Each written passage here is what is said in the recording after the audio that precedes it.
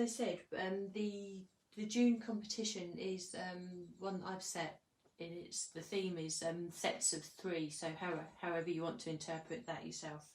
And what I said I'd do, I would send the winner of the challenge this month each of the makes that I do in each of my Facebook lives. So I think this is my third. This is a third project. I already have next week's planned, and then I have one more for June. So I've actually got 5 in the month of June. So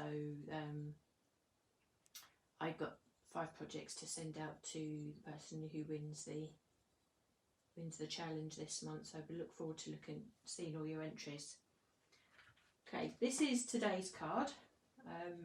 We're using the Mandala stamps, the Mandala stencils, and I've incorporated the Woodgrain stamp in the background too.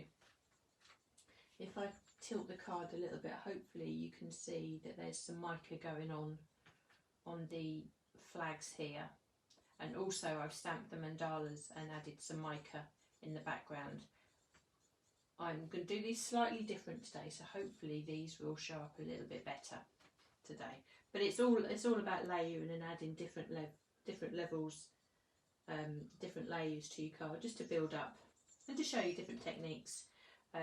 This is the stamps that I'll be using today. This is one of 3 mandala stamp sets that Lisa released. I think it's 3, yeah. So this is the Choose Happy set. We also have the Stay Strong and Create Beautiful Things. So we have those 2. We also have 3 stencils. Now, this is a stencil that I'm using today, the sort of the more intricate one, but the Choose Happy set does actually have a stencil that matches. I don't know if you can put it on the dark background, so you can see you've got the open areas. So if you wanted to be completely coordinated, then those 2 would go well together. But I've chosen to use this one today. Just move those to the side. Okay, so again I'm working on like a watercolour card. Just 2 colours and some mica powders. I'm using the Azure, which is the lovely bright blue, and I'm using an interference gold, which I think just works so well with these 2 distress colours I've got. Now the distress colours I'm using today is the Antique Linen, and this is the really new one, so I'm being really naughty. So I don't know how many people have got this, but this is Speckled Egg, and I just couldn't help myself really when it was released. I just love the colour. Okay, so where do we start with this? Oh, you can see how we've laid here. We have mandala stencils, we have the mandala stamps. Because I wanted to coat these ones in the mica, just to give them that little bit of shine, what I found the best thing to do is to actually stamp these first and add the mica. Now I had the benefit of hindsight in actually practicing this card before I was able to do this live to you.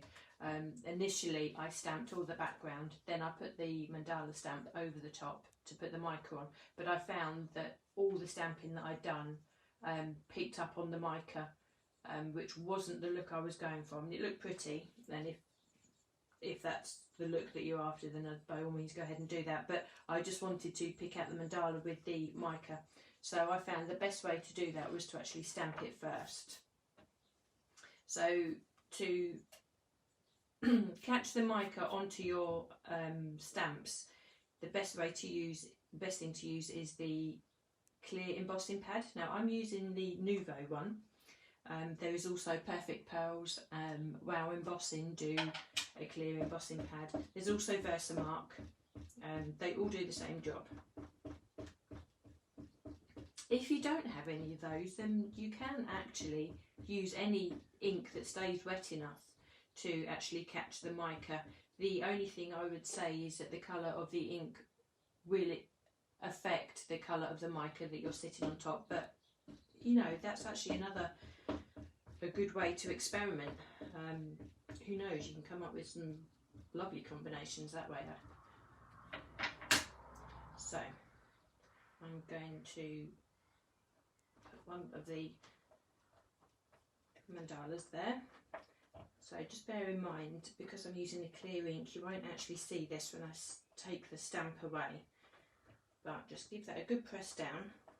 Again, alternatively, you can use your stamping platforms.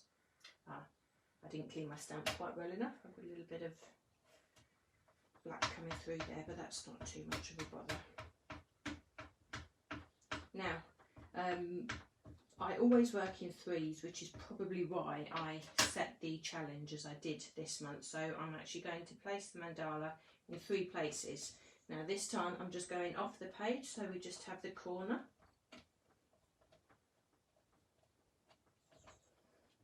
And I shall do a little section up in the top here. Probably just that little bit smaller. Just so as we've got 3 sections of the mandala going on there. Now you will need a piece of clean copy paper to catch the mica. Now the micas, when you actually buy them from Lisa herself, I think they come with a dusting brush. If you don't have that, just any really fluffy paintbrush does actually do the job. Now you need to pick up just a tiny amount, nothing, you know, hardly anything at all, you can see there. And all we do, we just brush this really gently over the top of where we've stamped. Now this is the advantage of using a really fluffy brush. You're not actually, you won't be disturbing and moving the ink that you've stamped onto the paper. So we just really need to dust that and gently brush that into the design, and you can see that appear. This is a great thing to do with kids because it's like magic. If you perhaps stamp a few things up for them without them seeing, so they don't actually know what you've stamped on the page, and then give them this to dust over the top, they'll be, I know my kids would have enjoyed that anyway for sure.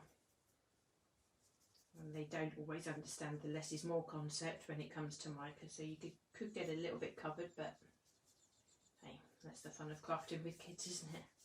There we are, so you can see that develop. What I'll go on and do now, I'll just take a larger dusting brush and I shall just go over the top, and that will take away a lot of the excess blue around from the outside. And that will just leave really nice clean images there.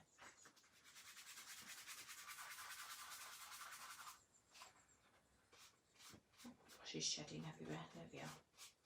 So you can see, a lovely, so it's not necessarily high shine, but it gives a lovely sheen to the mandalas. Just gives them a different look. And of course they're completely flat to the page as well, so we can still work over the top of those. Right, the next element I'm going to bring in is the Woodgrain stamp. So this is an A6 stamp, so it's actually quite large, and it's the knotted Woodgrain, and I do believe this is, I think this is still on the website. I'm sure somebody would confirm that for me. I've just seen some of the comments. Dawn. Oh, is that where the ink? Oh, I was a bit naughty and sort of jumped on that quite quick. I did tell myself I wasn't going to get the new release because I sort of assumed it would be a reddy or a pink colour, which is what I don't always use. But of course, when I saw this come through, and I thought, this is just me. This is just my colour down to the ground. So I had to have that. Okay, so now there's one of 2 ways of doing this. Now, before, when I done this card, I stamped straight over the top of the mandalas, and I had the wood grain go through that. This time I'm actually going to mask the mandalas off, so we still keep the background clear. Now, to do this, I've used the masking sheets. Again, I think these are on Lisa's website, if not on Crane Craft. They come in sheets like this. You've got the grey side and the clear, the paper side. When you're stamping a mask, I've learnt this a couple of ways, and I do still forget myself. When you're stamping the mask, you need to stamp onto this layer, because this is what creates the mask, and underneath this grey side is what's sticky. Quite often I've wasted a little bit too much of this because I keep stamping on this side. But these are great things because these are reusable, and what I tend to do, I keep the carrier sheet that it comes on in the back, and I replace that, and I just slot it in behind the stamp set so I can reuse it time and again. Now, just bear with me, I just need to release that from the back. So we need a little patience and possibly some nails.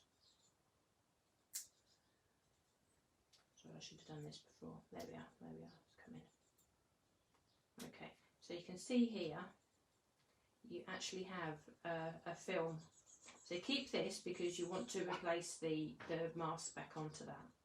So you have the film here, which will allow you to line up and just mask that area, so we don't stamp over that. There we are. I'm not too worried about these size, these mandalas, because you see this, I want to stamp this in the middle, and that's, they're just catching the edge of those. I find with this stamp that I tend not to put this onto a stamping block. The carrier sheets that they come on are quite sturdy enough, and there's enough of a lip around the outside to actually allow you to use them. So it's entirely up to you. I mean, they do actually come off from the carrier sheet there, as you can see, if you pull that all the way through. I just find it just works really well like this. So right now I'm going to ink the stamp, again using the speckled egg.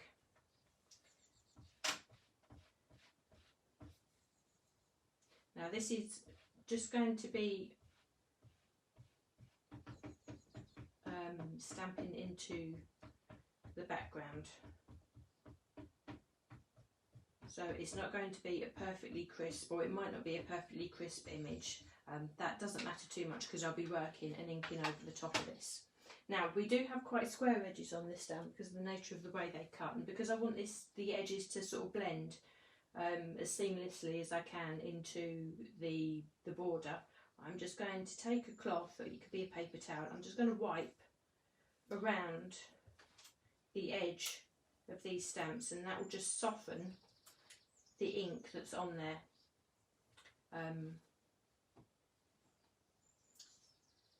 Again, if you want that hard border, you know, a really crisp border around the outside, then you don't need to do that. So I'm just going to place that in the centre. Now, because this is quite a big stamp, it doesn't jump about too much. So as long as I keep one hand sort of placed on the stamp there and press down with the other, we shouldn't get any sort of double image. Or so we just press down. Be mindful of where the mask is around the outside, because we do want to sort of stamp as much as we can around that. The masking material is actually really quite flat, so it doesn't cause too much of a lip. I think it's even thinner than a piece of copy paper, to be honest, which makes it the perfect material to use for masking. So we just do that, and we can lift that stamp away, and you can see we have quite a softer edge around the outside of that stamp there. Now what I'm going to do, that's stuck to the mat, which is no problem. I'm just going to peel that mask away gently. It takes a little bit of the Mica away with it, but not too much. We can still got that sheen there, and you can see actually we've got the shape of that mandala. It actually pops out more having masked it, so that is, I'm glad I've done that. You can see that pops out more. Now, just to tempt you all a little bit more with the, I actually got the distress spray stain for the speckled egg as well. So what I'm going to do, because I want to soften a lot of this whiteness, I'm just going to just spray the distress stain over the background there. And these speckles, you can see these larger speckles, they just add another texture to the background of this card. And this, as I said, this is all about layering. It's all about sort of creating texture in the background. And whether you use the same stamps or the same designs as I'm using here, or something slightly different, hopefully I can just give you just some techniques on how to create the interest with your stamps and stencils in the background. Now, I don't want to take away all of that detail, but I do want to take away a lot of the moisture so we can start working on that. The other thing we can do is actually go in with our blending sponge, say the ones that I usually use, and just start working into the edges there, and that just softens a lot of that colour. Can you see that coming together? Now this is such a beautiful colour. I mean, it's neither green nor it's blue or grey. I mean, it really does depend on the colour that you put with it. I mean, I just love working with these colours. Now what I'm going to do, just to highlight the edges a little bit more, I'll just take some from the distress pad and just start working that around the outside. And you can see now how, by blending the ink, that the softened edges of that wood grain stamp is really sort of merging into the background. It looks sort of less in your face, and you can see how the layering is just coming together. Now I'm really liking that. We've still got that sheen as well of the mica, of the mandala stamp there. So I haven't used too much moisture. I'm just going to give it a quick little blast, quick little dry. Just keep some of them spots that we can see there. Don't want to dab them away too much because I quite like them.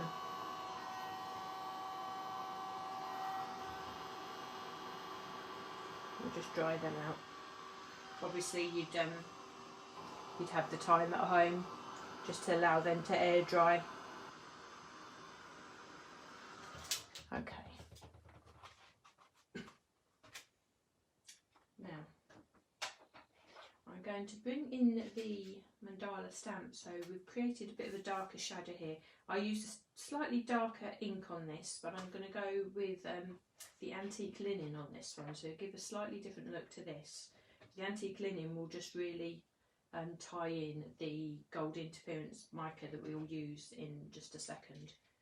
So we should just work in off the edges. I'm not going to use the whole stamp stencil, obviously. I'm just going to work in off the edges now. I've got to be careful because my antique linen is a new pad, so it's quite juicy. So I don't want to overpower the card. But these two colours work so well together. It gives quite a vintage sort of look. And we just gently brush the ink through this stencil.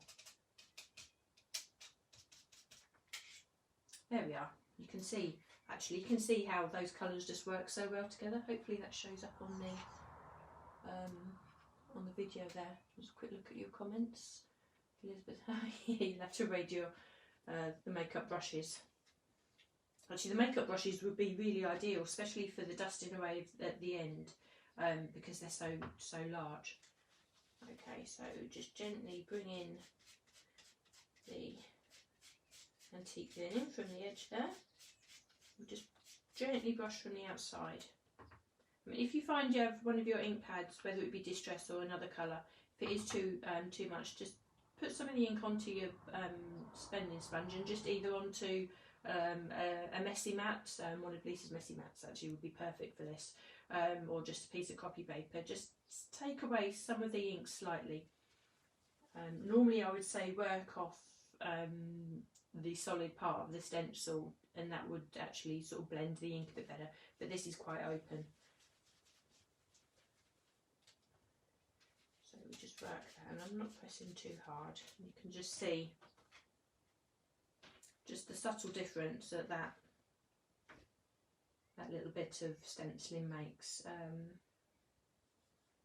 might just put a tiny bit more down there. I don't want to overdo that, so I'm not going to re-ink the blender. I'm just going to use what is left on there, and that will just give a different shade of ink. There we are. I like that. Can you see how that's building up? And so all that I've done, I've just worked with one colour in the background there, plus an accent colour. So you really don't need a huge amount of colours going on. I'm just going to perhaps darken up some of the edges. I think what I will do, bear with me, I'll just bring in a weathered wood actually. And what this will do, I'm just going to put this around the edge, and that will just slightly darken up around the outside. I could possibly go even a tad darker than that. Okay, so I'm just going to leave that to one side. We can work on the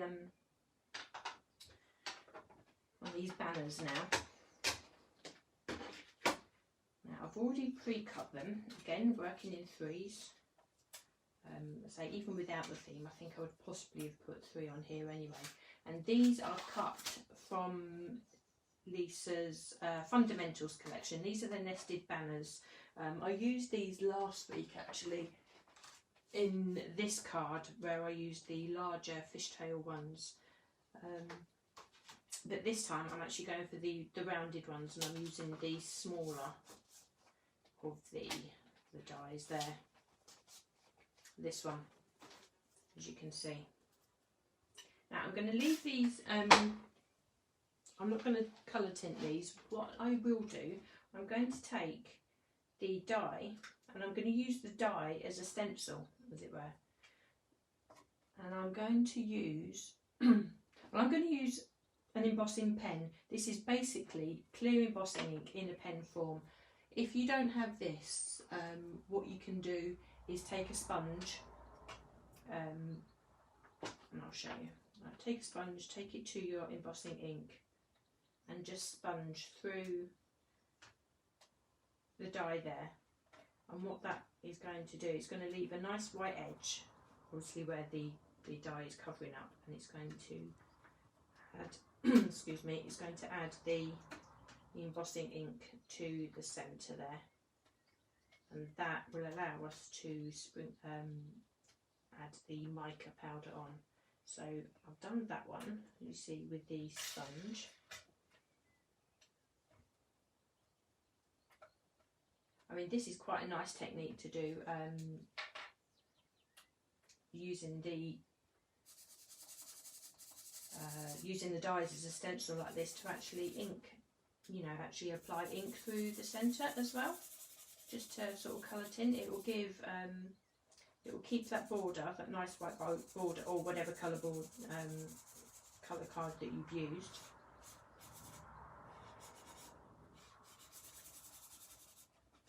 I think that's a really nice way to use that. You see, it's just as easy with the pen as well.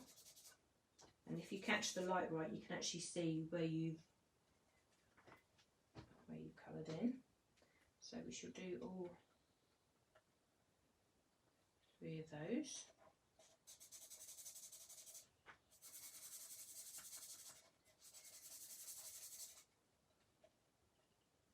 Now I'm using, I shall be using the mica powder, the interference powder on this for this, but you could always apply adhesive or like a double-sided tape to your banners here, and cover these banners with the mermaid tails, and you'd have a super sparkly project. I'm pretty sure that's what Helen would do. If Helen's still watching, I know she would definitely go for the mermaid tails. So again, we put this onto a piece of copy paper. Now we've got our interference gold here.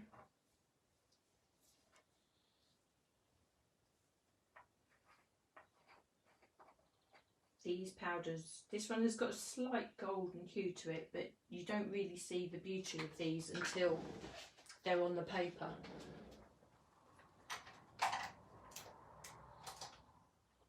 Apologies, I'm just getting myself a clean brush because I don't want to contaminate that with the blue. Now these probably work best onto a darker card. I just really like the subtle effect that it has on the white. So all I'm doing is same again, just dusting the mica powder, probably quite liberally initially, to these flags, and I shall just show you in a second.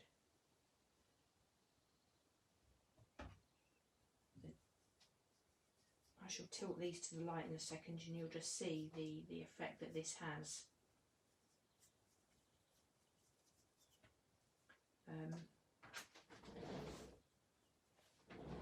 What you can do actually, this is what I used on the blue.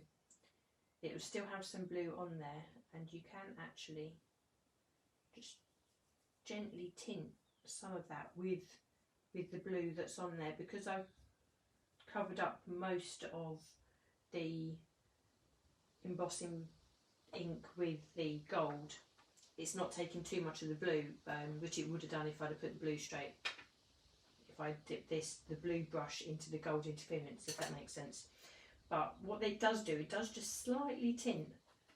So I don't know if, let me see. It might be just really hard to see. It might be something that you can only see in person. But this is the bottom one that I've just gone over with a blue brush, and it's got slightly more of a blue hue than this top one here.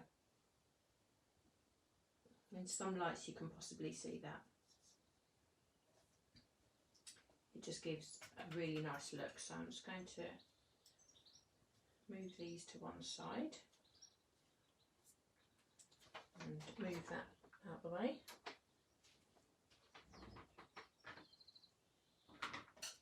What I might do, I might just actually dust these off with the blue one here, because what that does is just tie in that blue with the colour that we've got on the rest of the card. So this does sort of get everywhere. Just wipe that out of the way. There we are. So we can see now that once we put that on there, they got a lovely coordinated look. So I shall just glue these on quickly. Actually, I've just noticed my hands are actually covered in gold now. Look at that, that'll come off somewhere. Okay, I'm just going to keep the tails just slightly over the edge. That adds a little bit of interest. I'm just going to put these in the bottom corner here.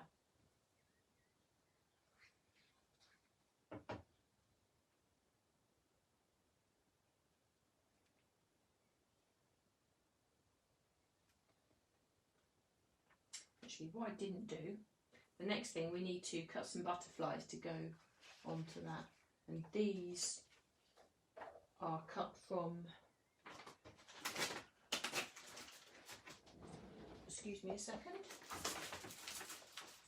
there we are, cut from the, I'll just put them away, from the Butterfly Flourish die set, and I do believe these are still on the website also. So I'm just going to take the solid butterflies. I'm not going to use the outline. I'm going to use the two solid ones and this small one, and bring in Dawn's favourite little cutter. They say these are actually perfect to use up your scraps. I mean, I keep so many small scraps of paper that it sort of gets a little bit out of control, but it is ideal just to cut little accent pieces like this. And I think what I'll do, I'll just use that purple section from there. I'll cut that too small. Nope, that's just fine. And I shall use the rest of this piece here and pop that on there. Move those out of the way.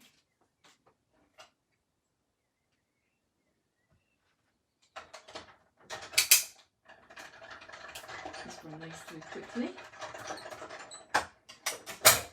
So these papers are Lisa's design papers. I think these are the Barley collection, the BALI, which I think is coming back onto a show quite soon, if I remember right. These die cut beautifully with Lisa's dies, so they're a great thing to have back in your stash. I can't find my pokey tool, so I'm just going to poke those out of there. So we have one.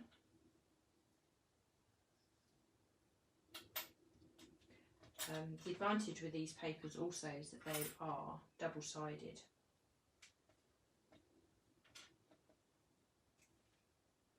So I shall just place those on there a second, because I'm just going to stamp a sentiment and I shall stick those on in a moment. Now the sentiment that I used before came from the Mandala set. Now these are like ticker style, like the set that Lisa has, but the font is slightly different, just as nice. So here we go. What I'm going to use is Takes Time for You. That's the one that I used before. Now I'm going to stamp this time onto a darker piece of card and then use the mica powder over the top of that, so you can see just how the interference mica powders work on a darker background. So I shall use the clear mark again, the clear embossing ink, and give that stamp a good ink up. Stamp that onto the dark card. We just give that a good press and allow that ink to take onto the card. And then bring in the dusting brush again, and hopefully you can see that that is a lot bolder onto the darker card. And when I dust that away, all that detail of the stamp you can see perfectly, just because we're not stamping it in the regular ink. And then one little tip I will say that I learned from Lisa, which I found really useful actually, is that because these mica powders have got a binding agent in, you can actually set them just by spritzing them gently with a bit of water. That means that they won't actually then rub off the project that you're using. I didn't actually know that that was a thing. I knew you could watercolour with them, but it didn't register with me that you could actually spritz them to set them. You can also use a hairspray as well, but hairspray isn't something that I've used for a long time, so water works for me. So we should just cut that out.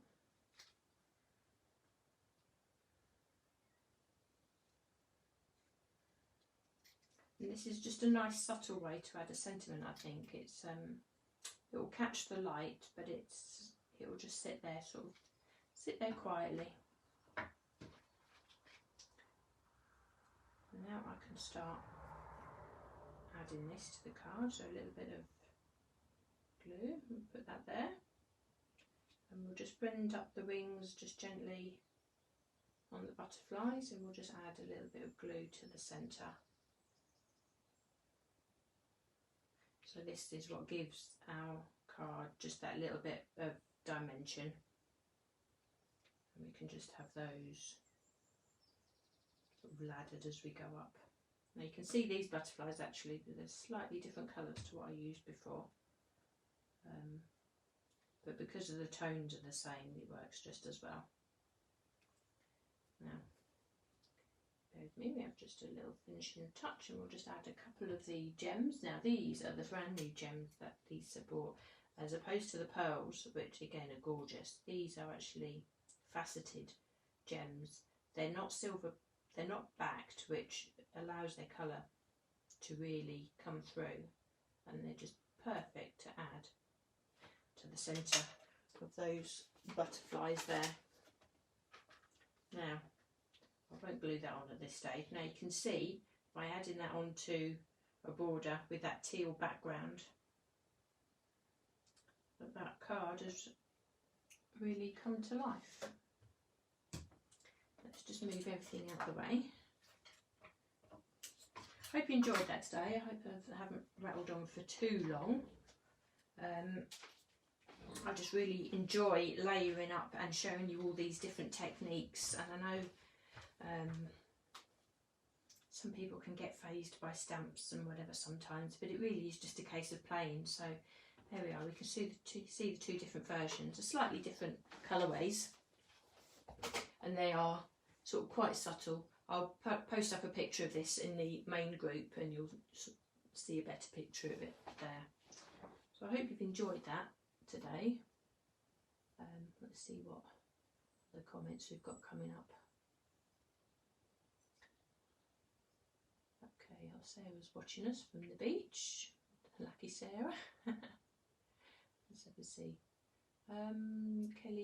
Kelly's asking what powder is it?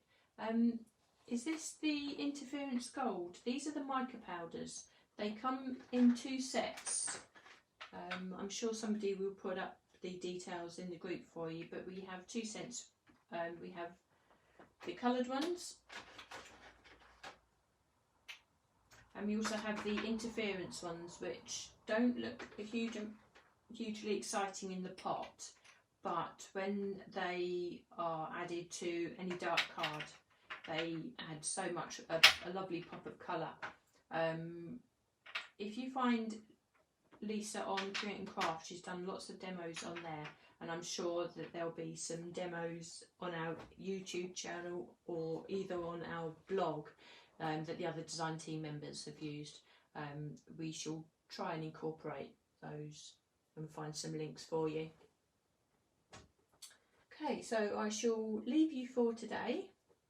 I should go back and have a look at all the questions afterwards and reply to you if there's anything that I haven't covered in this live. I shall be back with you next Tuesday. I already have my project planned. I've been organised. So this is what I shall be bringing to you next week. Again, sticking on the theme of 3s, and also the mandala stamps as well, using them in a very different way this time, and also with the circle stencils. And the speckled egg ink may well just make another appearance too. I apologise to anyone if I'm teasing you. Okay, so thanks for joining me today, and I shall see you again next week.